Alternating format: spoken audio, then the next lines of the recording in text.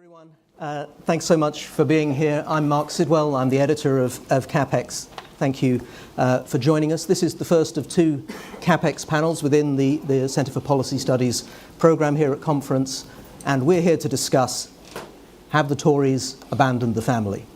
It's a topic I'm personally invested in as having recently become a new father, and I'm delighted to be joined by a really tremendous panel of experts. We were supposed to have Phoebe Arslanagich-Little as well, but unfortunately she's been taken ill and sends her apologies. But nonetheless, we have a terrific lineup. We have Dame Rachel de Souza, since 2021, the Independent Children's Commissioner for England, Miriam Cates, former MP and co-founder of the New Social Covenant Unit, and the CPS's own researcher with an interest in these topics, and a widely published commentator, Tanika de Souza. Thank you all as well for being here. Now, the Conservatives have traditionally seen themselves as the party of the family, and that's partly in recognition that strong families are at the foundation of our society, and also that family is a vital buffer between the individual and the state. And that is a tension perhaps that plays out in this debate between the need to support families and also to not use the power of the state too much from a sort of conservative perspective. So perhaps we'll come on to that. But the real problem I think that people are feeling is that families are under pressure. They're feeling the cost of housing, the cost of childcare, and a tax and indeed a welfare system that either seems to ignore them or perhaps sometimes to punish them. Never mind the increasing cost of private schools. Data suggests that parents are having fewer children than they want, and that as a society our birth rate is unsustainably low, which has serious long-term effects on our economy and creates extra pressure for increased migration, among other things. Yet this is a subject on which the Conservatives have been perhaps rather quiet in recent years. Is this something that they can still be considered to own? Are they still the party of the family? Or has this become a toxic issue? What is the record of the last 14 years on supporting families, and what sort of policies for families should the party be putting forward under a new leader? Well, we're going to hear a few opening remarks from each of our speakers, and then we'll have a little discussion, and then we'll open it up for some Q&A. So do start thinking about questions you might want to ask. But I'll ask you to kick off, Rachel, if that's okay. Thank you so much. So, look, I'm going to be contentious in response to the question and say, absolutely, the Conservatives didn't speak enough or do enough around families and children, certainly in the run-up to the election. We might not be sitting where we are here now had there been some boldness around that issue. I'm the Independent Children's Commissioner for England. I was a teacher for 32 years, a head teacher for 20 years, and spearheaded the reform movement, opening a number of free schools and doing turnaround academies in the most disadvantaged areas. I absolutely thought that and dedicated those 32 years to the sort of total belief that education was the silver bullet, right? I really believed that that would change and transform lives. Actually, a few years, I decided to become Children's Commissioner during lockdown and applied for it because I could see that the things we were seeing during lockdown, we were running food banks, giving out beds, working in our local areas. For me, it was right across the East Coast. I went into school every day in Cromer and tried to, help hold things together. I could see that what we needed to do post the pandemic was very different to what we needed before the election. And actually, supporting family and children was going to be right at the centre of that. Now, the Conservative government in 2022 asked me to carry out an independent family review, which I did, and it's on my website. And we did nationally representative research and showed that the single most important thing for people in this country, when we asked them, what does family mean to you? Their answer was everything, love, total support. The people of this country totally believe that family is the most important thing. And even those, we work very closely with those who use services. We try to find out what works, what doesn't work, those who, are at the more disadvantaged end of our society. And when we ask them, what services do you need? They said, well, the first place we turn to is our family, and then our close friends. And actually, if we need to use services, we want them to feel familial and local and sustainable, just like a family. So family, and our research showed, perhaps for the first time, what you know intuitively, which is the protective effect of family, that actually people were happier if they felt they had family they could rely on. So I think, without question, family is the bedrock of this country, as are, and families are, I asked numerous times the last government to change my title from Children's Commissioner to Children and Families Commissioner, because it doesn't make sense to talk about children separate from families. And actually we need to be protecting and looking after all of it. Now, 80+% of children, about 85% of children, when I asked them in my big ambition survey, had 1 million responses from children. Are you happy? Do you have everything you need? About 84% of them said yes. But those that don't are the ones that we need to be really working on, and that's where, and supporting, and that's where having a real grasp of supporting family will make the difference. If we're actually looking at welfare reform and other areas with a family lens on, if we're looking at all policies using a family test, which is something I proposed, Conservative government shouldn't have let a policy go through without looking at how it impacted on the family. If we actually did that, we could very, not easily, but certainly more quickly and in a more sensible way, deal with some of the issues. One of my saddest jobs is going to see every child who is in prison, is in custody. It's something that I do. I have to see vulnerable children who live away from home. And this summer we had riots up and down this country. And there are a number of children who've gone into custody, and I will go visit them all. And do you know what I will find? Never mind the rhetoric in newspapers, I bet you, and I'm very happy to come back and report on it, I will find they're not in stable families. We know that kids that are in stable families do better on pretty much every measure. They won't be in stable families, they won't have things to do after school, they're probably not even going to school. And those are the things that I'll find. And that's why, in opposition, never mind what's happened before, the Conservative Party needs to champion family. It needs to champion policies around family, and it needs to, and in doing so, it will champion children. Thank you, Miriam. Thank you. Well, the essay question is, have the Conservatives abandoned the family? And I'm afraid the answer is yes, but so have the entire political class. And I think we can see that in the evidence. We've got some of the highest rates of family breakdown across the whole of the OECD. We've got huge rises in fatherlessness, lots of children growing up in poverty. So sadly, I think, yes, we have abandoned the family. We don't talk enough about it. And I did a similar project with the Centre for Social Justice, people living at the very bottom of society and the very edge of being able to manage on income. And it was exactly the same. People said, family is the number one thing to us. Family stability is what makes the difference in our lives. And it's the one thing that Westminster doesn't talk about. So how has this happened? Well, I think we can go back quite a long time in this country.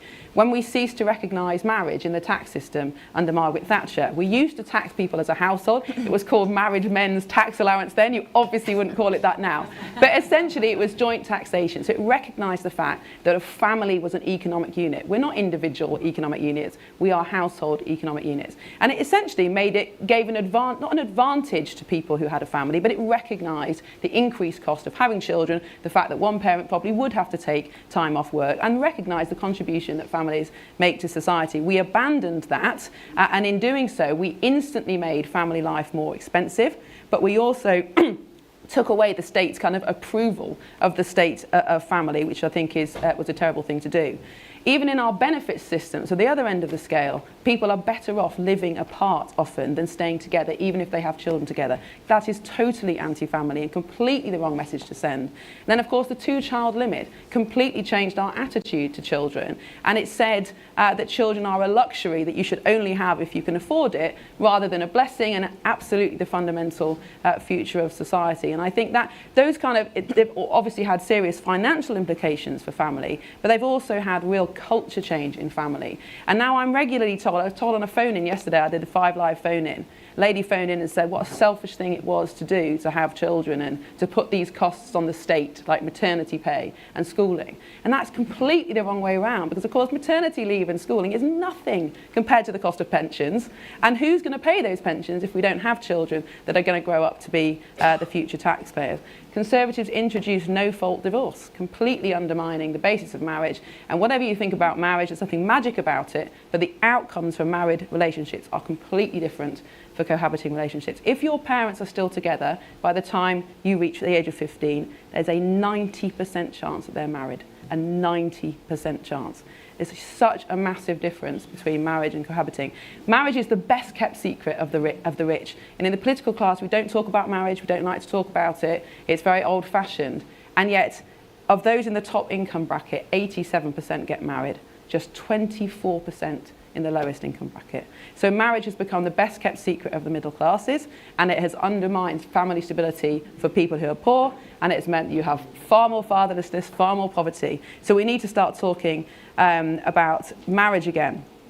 The only help that the state will give you now in the early years is to put your child in an institutional childcare, which again is anti-family. Why couldn't that money be used to help support parents to stay at home, to help support pay grandparents to help, friends to help? That would be the pro-family way of using that money. So it's fantastic that the Conservative government increased the early years budget, but they should have distributed it amongst families so that families can choose how to use it, rather than saying, if you want help, you basically need to put your child in the care of the state. Again, another anti-family policy. I think one of the most disturbing developments over the last 15 years has actually been what's going on in schools. And there was a time when schools were there to teach knowledge-based subjects, whether that's maths or science or history or English, that are based on the kind of ideas and understanding of facts that have stood the test of time. We weren't teaching something that somebody had invented 5 minutes ago. We were teaching recognised knowledge, and teachers were respected for that. That was their area of expertise. And it was understood that parents had the authority over the raising of children in values and beliefs that they held dear, along with the extended family and the community.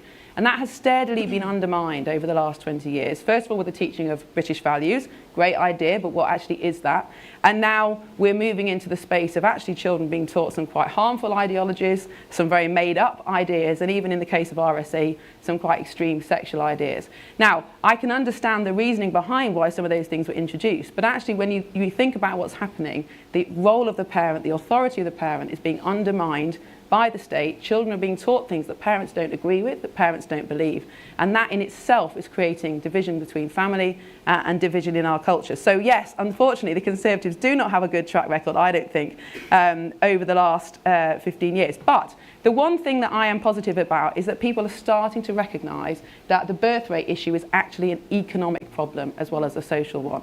And we're a bit slow on the uptake in this country, because lots of other Western countries have recognised this problem for a long time and are trying to do something about it, even if it's not very successful yet. And I think what's really going to make the Treasury stand up and pay attention to this is the fact that we have a lack of future taxpayers, and that actually we're going to have to support family lives and listen to what parents actually want, which is to spend more time with their children when they're young, particularly, which is to have a house that's big enough to live in, which is to feel that the state is supporting the role of parenthood and not just demanding that you go back to work and contribute to GDP. But I think we will wake up and we will turn a corner, because the Treasury will demand it. But I think if the Conservatives can't talk about marriage and family stability and parental authority and responsibility, then nobody will. So it's a space we definitely have to fill.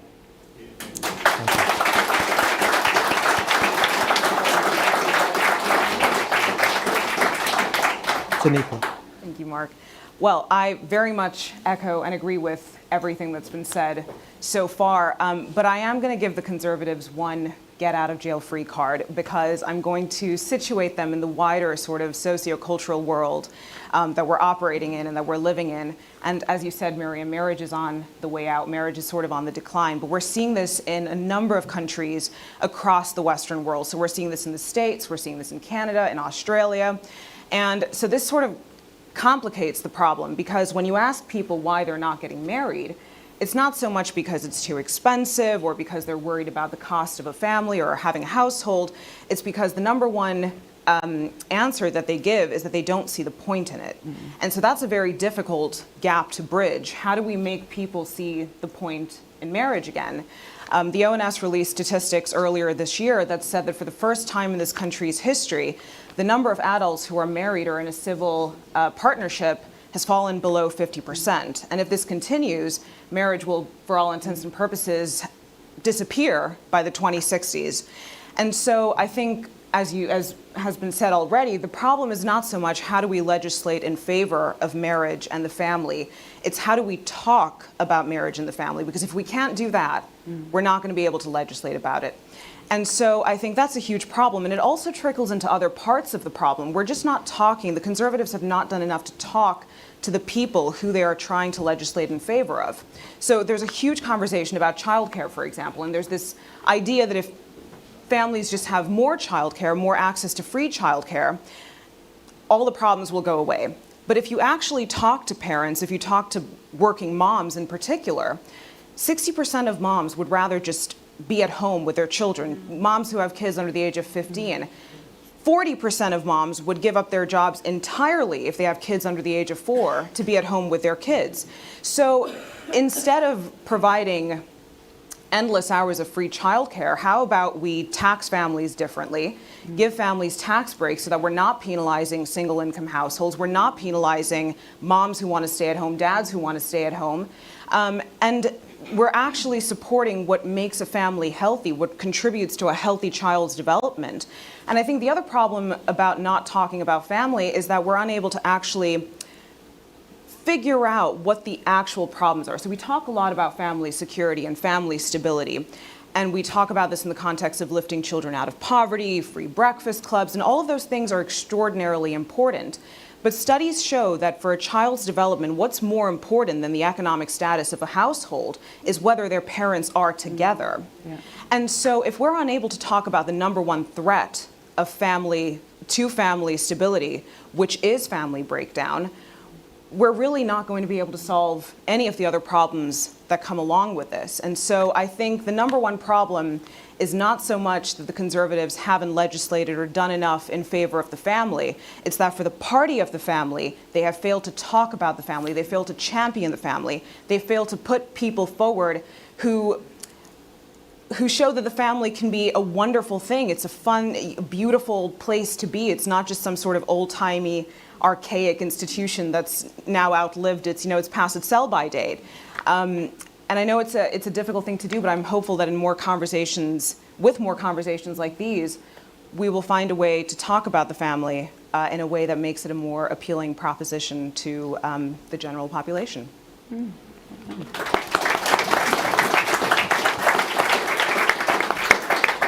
Thank you, Tanika. We'll open it to the floor in a bit. We'll just chat for a moment. We've heard sort of passionate arguments for why these matter so much, but let me put the negative case to you and see if anyone wants to talk to that. I mean, it seems to me if we ask the question, why have the Tories stopped going on about the family, it's because they fear that this is a toxic subject, maybe particularly for them. That if they go out there, people are going to say, you're telling us what to do, you're getting into our bedrooms, you're going against certain core Conservative principles of a smaller state and more power to you to choose how you run your own life.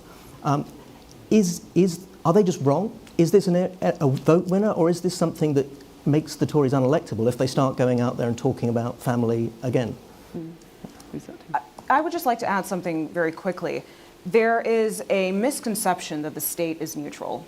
I do not believe that the state is neutral. By not going out into the world and saying, you should do X, Y, Z, that doesn't mean that the state isn't actually saying you should do X, Y, Z.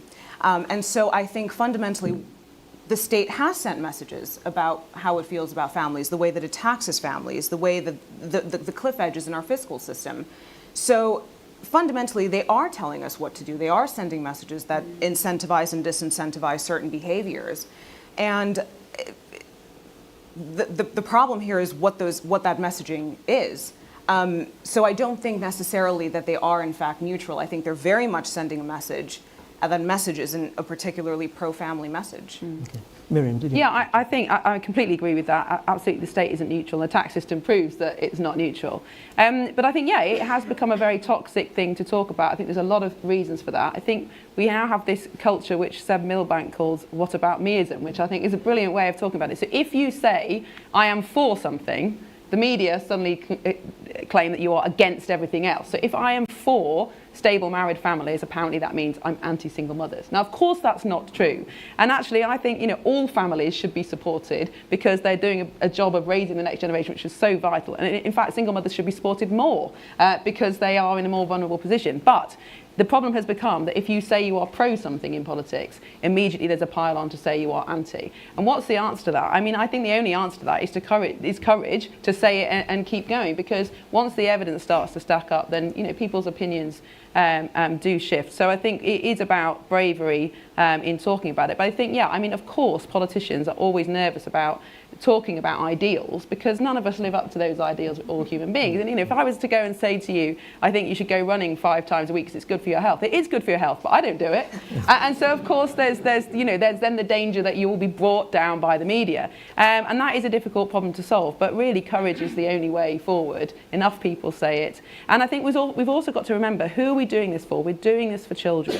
We may hurt the feelings of some adults along the way. That's possible, but that isn't the end of the world. And actually, when you're talking about principles such as safeguarding children, you always put the safety and the priority of the children first. It doesn't matter whether adults get hurt feelings and adults get excluded. You're putting the safety of the children first. And in advocating for the stability of the family, when we know that's the #1 safe environment for children to be brought up in, we are advocating for children. And it's worth a few bad Guardian headlines to do that.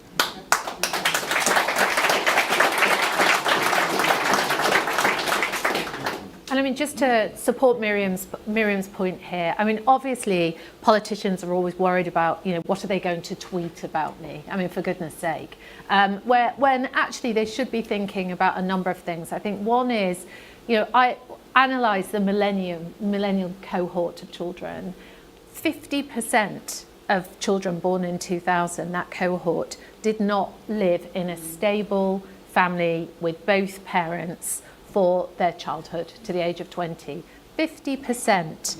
The other thing I'd say is what our research also showed cold spots around the country where marriage has, and I think you can really see it, where marriage has, and bringing up a family together has completely fallen unbelievably. One of them, the town I come from, Scunthorpe, where now we're into grandchildren of women who decided, just to have kids on their own and live on benefits. Now, this is in a proud town that used to have proud industry, and young people would form families, buy a house, be able to do that and work, and that's completely gone.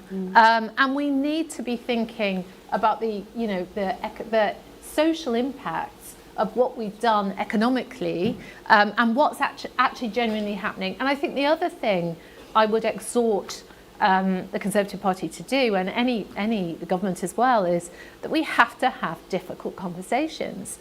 First of all, we have to recognise that family isn't just the census data. We talk about family as if it's the people who live in that house. Whereas when you speak to when you ask people who are your family, it's grandparents, it's parents, it's aunts, it's uncles, and often, those people are providing childcare support, bringing up family together, working together in communities, and I actually think we need to recognise that in our system. And the final group of people, and that when you do make that decision to have a family, there are economic costs. But it's worth it, and it's great, and it's the meaning of your life. So I think we have to have those difficult conversations. But also, interestingly, when I go out to schools, to communities family hubs all over this country. Often it's the professionals chasing me down the path saying, I can't afford childcare, don't know what I'm going to do. You know, the cost of housing, the difficulty for young people to starting families and staying economically viable is something that we really do have to address. And I'd just say, we've got His Excellency, the Hungarian ambassador, on the front row. You want to hear about some family forward policies. Yes. I'm hoping he's going to ask some questions, because in terms of, you know, supporting, you know, parents when they're, you know, to be off work with their families through the taxation system, that there are some really, really, you know, there's a really good example in Hungary that's actually turning the tide there. So I think it's a matter for the Conservative Party of choices. What choices are you going to make about using the systems to support family, and how bold can you be? Well, speaking of choices then, there's a choice of 4 leadership candidates out there, big banners hanging from the ceilings. We had James Cleverly in here yesterday. He was saying some quite interesting things about how he was interested in reforming how we paid for nursery education. He wasn't keen on how we'd ended up with this big sort of subsidy based on having already inflated the costs too high. Kemi Badenoch has, of course, ended up in rather a mess over maternity pay, although perhaps taken out of context. Are any of the leadership candidates, to any of you, seem like they have an interest in the family? Is there hope there, or is this a choice for the next leader down the line after this? So I go. That's for you. I think there is some hope, because I think the problem of being in government was all the 4 candidates were bound by collective responsibility. I think one of the worst policies of the last 14 years was the rolling out of the childcare policy to babies aged 9 months. None of them opposed that, but then, you know, they were in government. Whereas I think now the opportunity to rethink those kind of policies, to provide some opposition, and you know, it's very clear I don't think Labour are going to do anything positive in this space. So I think there is some hope. A couple of them at Hustings last night spoke about transferable tax allowances. So I think there is some hope, but I think it depends who they surround themselves with and whether they are people who understand this issue, who understand family. And you know, Westminster is a strange place. There's a lot of people there who don't have children. There's a lot of young staffers, of course, who don't have children. There's an awful lot of civil servants who don't have children. And you know, that's a sign of our times. The average age of first birth is now well over 30 for women. It used to be kind of 24, and it's higher for men. So there are lots of people who run this country who don't have children, and therefore just, you know, don't understand the normal things of how you get a child's school place, what it means, you know, to go and meet a teacher about things like this. So I think it depends who the eventual leader surrounds themselves with. But, you know, I do think these are vote-winning policies. It was interesting that Reform, belatedly during the campaign, started to move into this space. And if Nigel Farage can talk about the benefits of marriage, then surely we can.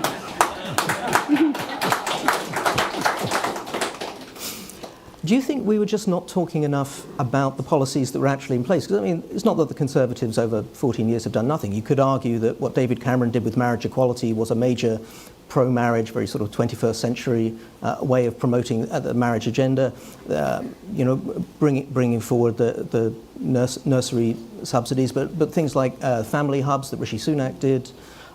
There's small tweaks perhaps, but there were tweaks to paternity leave to make it better. There's neonatal care coming in April. That's a Tory initiative. But no one knows about these things mostly, except, of course, marriage equality. But they just did good things but didn't talk about them enough? I think there were tiny things that did nothing to shift the dial and the overall decline of family. They didn't make family life cheaper. They didn't promote the benefits of parenthood. And, you know, but I mean, as has already been said, you know, this is not just a British problem. There are similar problems in other countries of the world. But I think the other fundamental factor that we haven't spoken about yet is actually the decline of status in young men, particularly poorer young men. And there was a time when it was worth getting married to a young man who had a job in the steelworks, who could feed a family and who could gain status in society through that job. At a time when actually young women, particularly poor young women, are out-earning young men, when a lot of jobs in the left-behind areas, like Rachel's talked about, are unstable and are not high status, you can understand why some young women have got to the point where they'd rather bring up a child without a man. And I think a lot of the reverse of the decline of family has got to be about restoring status and productivity to poor young men, to make them marriageable, if you like, because that isn't the case at the moment. And as I said, marriage is still going strong in the upper classes. It's recognised that it's a source of stability and status, and we've got to kind of restore that stability and status to other people as well. Do you think there's a danger, thinking of another demographic category, upwardly mobile professional young women in the workforce doing very well? That seems to me like a demographic that this message could play quite badly with if it's poorly handled. They may feel that there's a suggestion that they shouldn't have gone back to work, that they should be at home, they should be having more children. That's a lot of pressure. That seems like there's a risk, if the Tories get this wrong, that they'll lose young women. Well, I don't think young women vote for us right now, so it's not really... Well, you think it can't go any lower. The average age was 67, wasn't it, at the last election, so probably past childbearing age. I mean, the polling shows that young women still want children. On average, they want 2.3, just 8% of young women don't want children. So if I was advocating that the government should be persuading people to have children, that would be wrong. What I'm saying is we should get rid of the barriers and allow people to have the families they want. Yeah.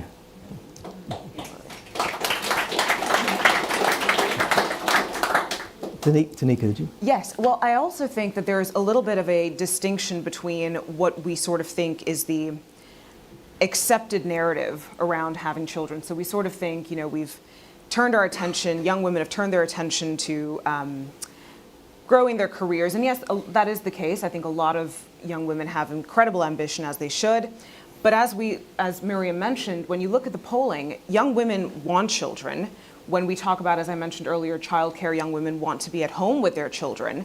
And so it's about facilitating, bridging that gap between how do we make this happen? Because I think it's a problem with the narrative. It's this idea of we don't even have to think about encouraging stay-at-home parenthood, because nobody wants to stay at home with their kids. They want to get back to work as soon as they can. But that's not necessarily the case. The data doesn't support that. And so if we were actually to be in a position whereby we didn't penalize single income households, we taxed families in a way that was fairer, and if we didn't focus solely on the childcare question, I think we'd actually see that young women might be in a position to straddle and to toe that line between pursuing their career goals and growing in their careers, but also having the family life that they want. Yeah. Yeah, I mean, just to say, look, we want any young woman, young man, to make the choice that's right for them. And those choices could be really very different. And obviously we need to remove the barriers. But what I can tell you is when I survey, and we survey extensively young people, there's 8 million school-age children, and I've surveyed 1 million of them. The things that they most want for their future are, number one, a great job. And that is different, for what their ambitions are. We hear from the next 3 prime ministers. We hear from people who want a really good trade in their local area, right? So it's a great job. It's a great family. That's their ambition, to have a loving family. And it's absolutely there. So I think we shouldn't put words into sort of women of childbearing age. Really, if you ask the kids, they're telling you we want great job, great family, happy family life, great things to do in my local area, and to have pride in the local place I live. That's what they tell us. So I just think these are media myths about trying to section off groups of society. I think it's as it ever was, and that should be a call to the Conservative Party in opposition to get their act together on family and childhood and really support it and cut through some of this, are we popular with the media or with what's on Twitter, and actually be principle-led and have a vision for this. Absolutely. Yeah. Thank you. Well, we're going to come to the audience in just one second. I'm just going to quickly ask the panel, just to make this a bit more concrete, because it's easy to talk and say, well, let's support families, there's lots of things we could do. One policy, what's the first policy? What's the thing we do? Is it changing tax? Is it something about childcare? Miriam, what's top of your agenda?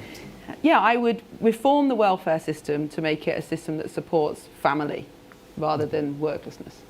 Tanika? I would change the way that we tax families, so tax households, not individuals. Okay.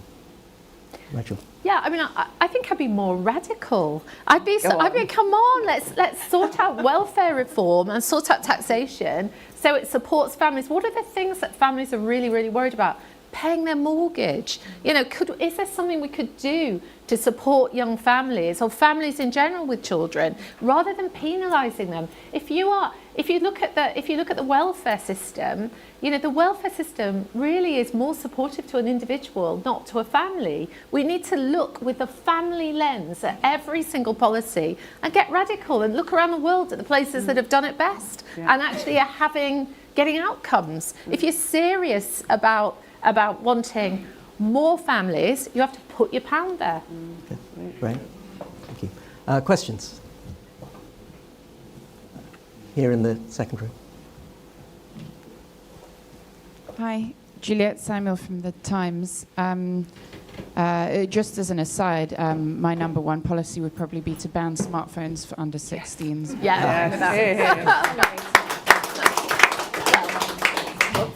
But I wonder if, I mean, you've talked a lot about the tax system and what the government can do, but it seems to me, looking around the world, there's almost no modern industrialized or post-industrialized country where this is working. And a lot of countries are throwing money at it. Poland, I think in southern Italy, you can get a patch of land if you have a certain number of children. And it's just not working. One of the few countries, I think, that's bucking the trend is Israel, where people are still having more children. There's obviously a lot about Israel's situation that no country would want to replicate. But I wonder, you know, what does the evidence show actually works? And is this is more of a sort of spiritual problem or a problem of technology or the way that modern society is arranged? And it seems to me more fundamental than fiddling about with the tax system. Thank you. Yes, Tanique? I think I completely agree with that premise, and I think it is no coincidence that the decline in marriage and the decline in families is following the decline in church attendance, the demise of other institutions across different parts of these countries. And so I think that those two things absolutely, those multiple things go together. I don't know that there's a concrete answer as to how we encourage people into seeing the meaning of marriage again. But I think as human beings, we mimic. If we are surrounded by images and narratives of people in high positions of power, whether that be our celebrities or our politicians or people that we would otherwise look up to, if we see them extolling the virtues of this particular thing, whether it be marriage or anything else, there's a real human instinct to kind of mimic that behavior.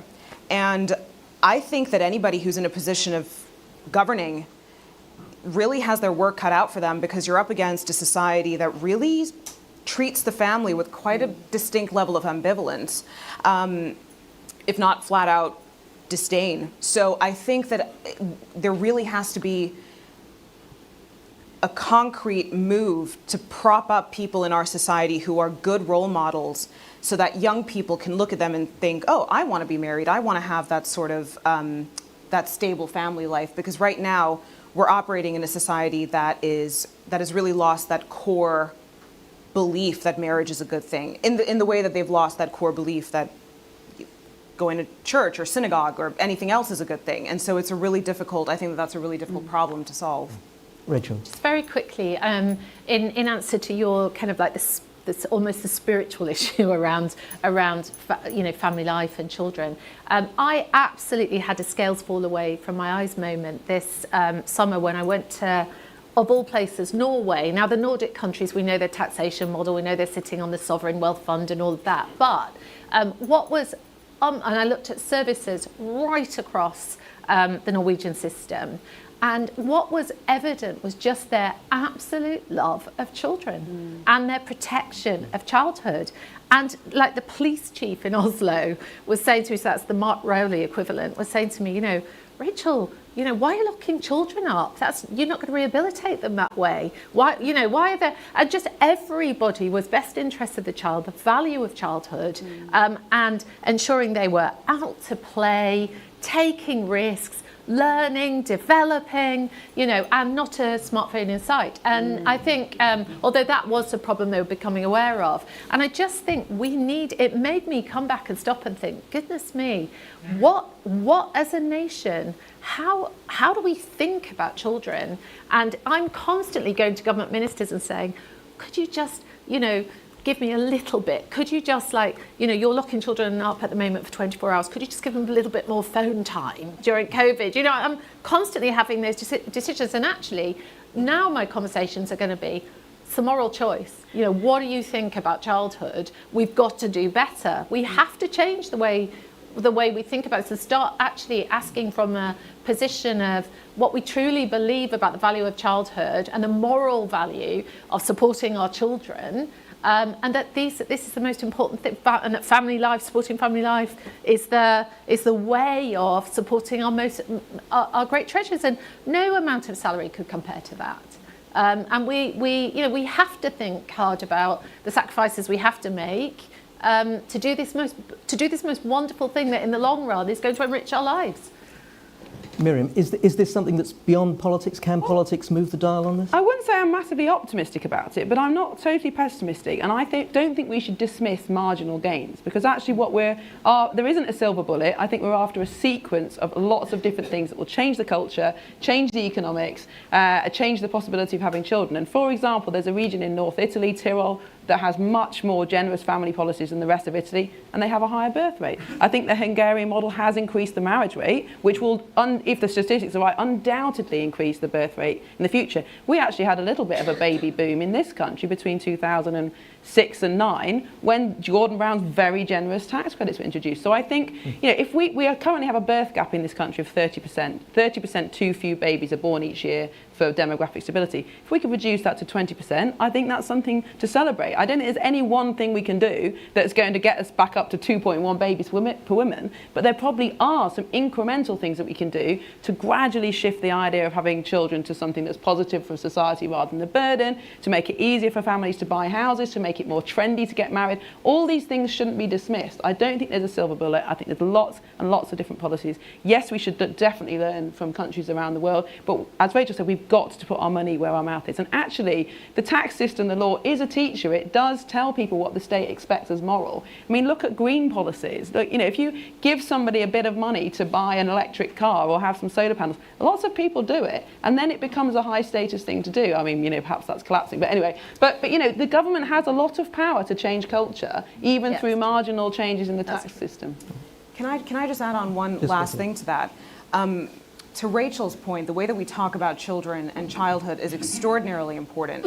But I also think one of the problems that we're facing in countries across the Western world is that we treat motherhood specifically with a great level of contempt. So it's this idea that a mom has just had a baby, and the first question is, when's she getting back to work? Yeah.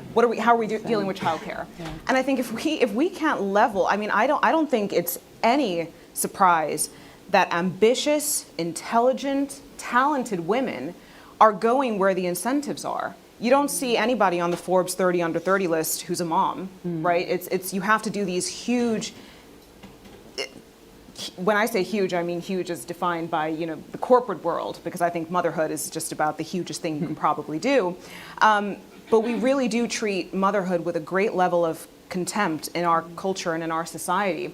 And until we change that, I don't think that we're going to see a lot of women just rushing to become moms, because there isn't that inherent, we don't seem to value it for what it is, which is one of the greatest gifts that we can not just give a family, but society. Thank you. More questions. In the front row. Thank you so much. Thank you, Rachel, for mentioning the Hungarian example. And I don't want to list all the policies because it would eat up all of our time. You can Google it very easily. I just want to address two points. One thing is that I guess we have a very twisted debate here about the actual freedom of choice of the women in the family. In the Hungarian case, what we do, we provide a very generous maternity leave scheme all up until the age of 3 for the children. But you can leave it any time because it's a decreasing money that you get. But at the same time, and that's the point here, we have a free and very high quality nursery service. So if the choice of the mother is to just go back to work at the age of 6 months of the child, she can choose that very, very easily. So in the heart of this whole thing is the choice. And yes, it is an expensive policy. It is. We spend 5% of our GDP to family policies. That's twice of the defense bill of the country. But I guess it's a good sequencing, because the probably the second worst thing that can happen to a country after being in a war is that you run out of children, and you have an aging society. So in the heart of the whole thing is the choice. So forget about what you get in the mainstream media, that Hungarian government or any government having an extensive family policy tries to nudge the mothers and tries to enforce a certain model of behavior. Quite to the contrary, the choice, the freedom is in the heart of it. So it's a very conservative thing to do if you want to do that. And the other thing, the outcomes, if you can see the positive effects, it's very difficult. Of course, if you start something now in family policy, the obvious outcome can come in 10, 15 years' time. And it's very difficult in a democracy that you have to plan ahead 2, 3 political terms. So that's really difficult. As Miriam told us, we can see now the increase is in marriages, the decreases in divorces, and the decreases in abortions. That's already there. Base rates are on a roller coaster, because we have other effects. We have a war in our neighborhood. We had COVID. We had all these kinds of things. But you really have to be patient and wait for the effect. And one last thing, that you should not shy away because of what the press has to say about family policies. Just forget about the press. They will never like it, just as never liked our policies neither. Thank you.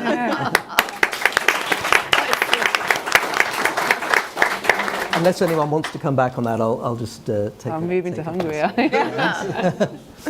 This lady here in the second one. Hi, Genevieve Hall-Allen from The Telegraph. You've all spoken about kind of social impacts of economic choices made by the Conservatives, and also the age of the average Conservative voter. Is it the case that the Conservatives spent too much time and perhaps too much money supporting pensioners than children and young families in terms of encouraging family and having children? Miriam? Yes, absolutely. And, you know, we don't need to debate about the triple lock, but the fact that that was a key policy, and yet we froze income tax thresholds, which has obviously been really difficult for families.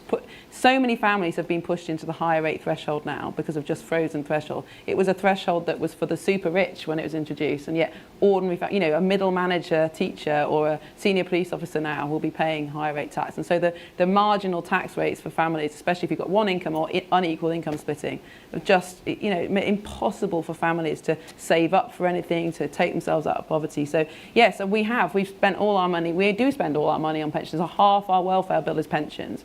But I think what we have to do, you can't just stop pensions or end the triple lock. I think we've got a job of explaining. And what I found on the doorstep was that many pensioners didn't understand how the state pension worked. They think they've paid into a pot of money that's got their name on, and they are drawing from that. Whereas, of course, that's not what happens at all with state pensions and public sector pensions and the NHS. The government spends taxpayers' money today on pensioners now. Nothing has been saved at all. And so when you explain to pensioners that actually an increase in their pension means a rise in taxes for their children and grandchildren, they suddenly become less keen on the triple lock. So I think it's a job of explaining that we're not robbing them. This is money that is being taken from working people now. Just from me briefly, it shouldn't be... Can I just ask you, this is not a press conference. We've got two journalists now asking possibly gotcha questions. But please deal with the membership here. This is a fringe meeting of the members. When we get to the next question, sir. Okay, so I was just going to say it's not either or. It's a total fallacy to think that supporting you need to support one bit of the one age group over another. Older people are often grandparents, uncles, aunts, care about the younger generation. They're not these sort of selfish, I only think of my pension. It's you're going to convince everyone of all ages far more by having a positive approach to children and families. I really do believe that. What I would say is when we surveyed so we did the Big Ambition survey, a survey of children across England, asking them, what do you want from the next government? Just before we went into purdah, just before election was called. Most interesting thing, only 1 in 5 under 18s felt that anyone in power listened to them. They didn't expect to to actually be making policy. They just wanted to be thought about. Only 1 in 5, that's 20%. And what we also found was their political education, if you like, was massively wanting. If I had a group of children, young people in here now, and this is fairly recent, just in the past year or so, and said, politically, first of all, when I asked them who is the Prime Minister, there was a bit of recognition for Boris. I got Barack Obama as the answer. We should actually take it is actually quite serious. If I had a group of children in here, a load of them would say, we support reform, because we like watching Nigel Farage on TikTok. So we're not communicating with the younger generation as we need to, and we're getting into these old debates about you're supporting the old, supporting the young. Actually, the opposition and the Conservative Party needs to be communicating with everybody. Yes. Gentlemen, are you a journalist, sir?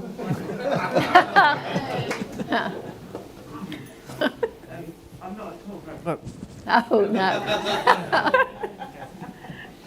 I'm not good enough, right? Anyway, just to follow on from some of the points that have been said, I think the thing about marriage and the cost of it, can you guys still hear me? Yes. Yeah, like the marriage and the cost of it. My stepsister can't afford to get married. She said, I can either pay 10 grand for a wedding, or I can save it and do a council transfer, like get a council house rather than the flat they're in at the moment, and spend money doing that up. So there's that incentive. And the other thing is as well, Miriam, because you've written on this in the press, is have you ever heard of Yonder pouches? You have heard of them, because they basically they're good ideas, and I think schools should personalise them and give them out to pupils on the first day in year 7. Yes, yeah, good idea. And this puts the phone inside it too. Oh, yeah. Okay, thank you. And this gentleman here in the blue. Firstly, on a sour note, I think it remarkable to be listening to people who are in the Conservative government for 14 years and would appear to have done absolutely nothing to further the aims they're now talking about. Second incident, I was at the first private meeting with David Cameron when he decided to become an MP. He said very clearly, the only reason I'm going into Parliament is because my belief is in the family and I want to enhance it. I don't think he did very well. Thank you. Very sad. So, gentleman That's on not the end of the point. Okay. Oh, sorry. I believe, sadly... Keep it concise, though, sir. Yes. I am convinced, as a councillor and a school governor, that the state, as well as parliamentary parties, are against the family. The state has... Because parents vote, no politician will ever name them. I read assiduously about the stabbings, the killings. Everybody's blamed, but never the parents, because they've got a vote. So the state will now do things knowing full well that the parents cannot be involved. And I'll give you one example, then I'll go. I was chair of a group that that had schools reporting to them. At the end of one meeting, they just were on their way out, standing up, and they said, oh, there's one last thing, we're having nurses at the school. And I said, hold on, what do you mean nurses at the school? Well, you know, they trip over in the playground. And I said, contraception? Well, maybe. I said, and you'll tell the parents? Well, we are going to have a meeting about it. Yeah. End of. Thank you.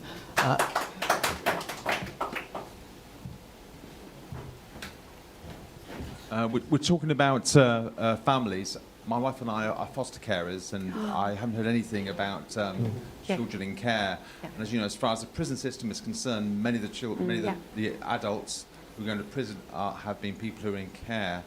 And I think I'm yet to hear any policies from the Conservatives about children in care. So just to explain my wife's situation, I'll give you a question, is that my wife and I decided to get involved because we recognise that there's a need, particularly from children from ethnic minorities. So we ended up looking after children from an ethnic minority, but then after a period of time, they were going to take the child away because on the basis of what's called ethnic appropriateness. Okay? Now, what we did was we actually said, what you're suggesting basically is that if we were white, we'd be better foster carers. Children stay with us. One is now at university and one is another prefect at a school doing really well. So it's just kind of a plea, really, and ask you what your thoughts are on children in care, because it feels like philosophically the Conservatives have been totally and completely absent from it. Yeah. Thank you, sir. Rachel, this seems like one for you. Look, first off, can I first thank you for what you've done? It's absolutely unbelievably amazing and brave and fantastic thing to bring children into your family and make them as your own and bring them up. What could be more important? And in fact, the solution to so many of the issues that are coming up that we read about, and we read about all the time, like children been put in children's homes and been sent miles away from home, having lack of stability, moving to multiple places is a real problem. It's a problem that didn't get sorted out in the last government. They started to work on it, but with the care review, but it didn't get sorted out. We've got 80% of children's homes with big hedge funders and profiteering and profit making behind them, and it's a deep concern. The solution has got to be more foster carers and supported foster carers. You are part of the solution. So what's the block? What's the problem? I have a really good colleague from the civil service who is an absolute specialist in vulnerable children, who wanted to put his money where his mouth was and become a foster carer for children of drug-addicted mothers. So he'd take them as babies, take them till the age of 1. There's a particular thing till they could be settled. Went to apply to a local authority and basically was treated like, and he's married, he's got a daughter already, was treated as if there was something wrong with him. And was put through an unbelievable sort of vetting system, which I think you're referring to. By the end of the year, he was accepted. He's had 2 babies. It's wonderful. And I mean, it's painful when they go, but he does it. He really does it. But when he looked into the data, that massive local authority had only taken on 1 foster carer that year, and that was him. Wow. And I think there's a model that is around who can be a professional foster carer, take lots of children like a job, rather than could you be the forever family for a child and really look after them. So I think there is a job to do still that was unfinished. And of course, all safeguarding applies and all whatever. But I speak to too many children, and it is my job to do that, who are, for no fault of their own, because of neglect or abuse, the standard is really high, not able to live with their own families. And they need, even sometimes if they don't know they need it, they need to be in a familial, loving setup with really good foster carers. So again, if I was going to put and we're talking about 100,000 children in care now and going up each year, so it's huge. People like you are exactly what we need, and we need the government to address this and the opposition to be fighting for it. Like I say, I'm independent, but I'll give the government its due. It had started working on this, but the system is one heck of a mess and really needs sorting out. Thank you. That's very powerful. I'm really sorry we haven't been able to get to all of your questions. We're out of time now. I commend to you the CPS report on family-friendly taxation. It's an excellent read on how to sort out some of the unfairnesses in the system. Do please sign up for the CapEx email on our website. We have lots more fantastic events today, and there's another CapEx event at about 4 o'clock on boomers and bust. But for now, please do join me in thanking the panel.